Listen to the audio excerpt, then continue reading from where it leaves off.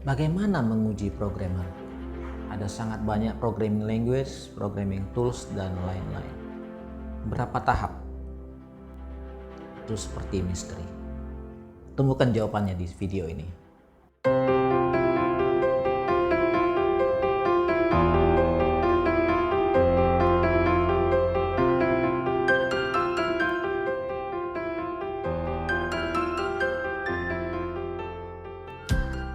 Halo para pebisnis, selamat datang di BTU, Bisnis Tekno Utama. Kami adalah Digital Skill Center. Kami sediakan layanan terkait bahasa pemrograman, sistem operasi, web, dan lain-lain. Rekruter sering bertemu masalah dalam menguji calon programmer.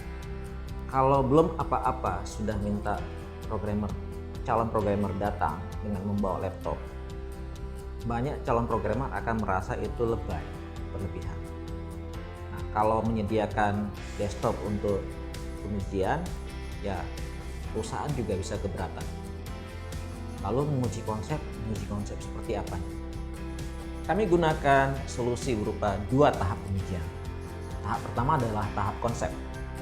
Peserta berhadapan dengan sebuah source code dan di situ ditanyakan apakah yang diwakili adalah suatu konsep tertentu.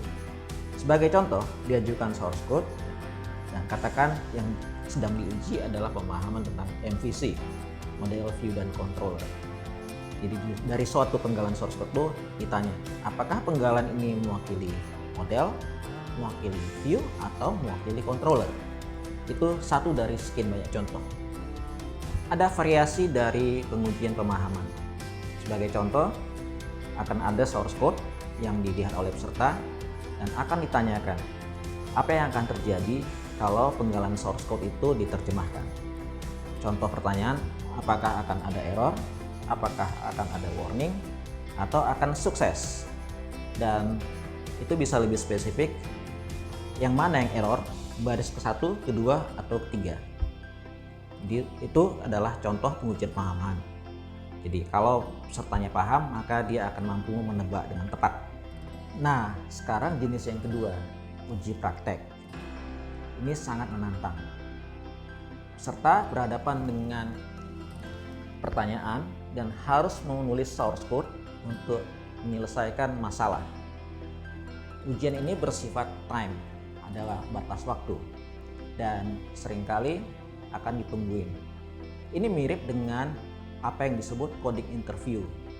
Coding interview dilakukan oleh perusahaan-perusahaan seperti Facebook, Apple, Google, dan Telkom. Jadi setelah melewati ujian pemahaman, ujian membaca source code, peserta harus melewati ujian menulis source code, menyelesaikan masalah. 2 fase ujian tadi mewakili seleksi yang tepat untuk calon programmer.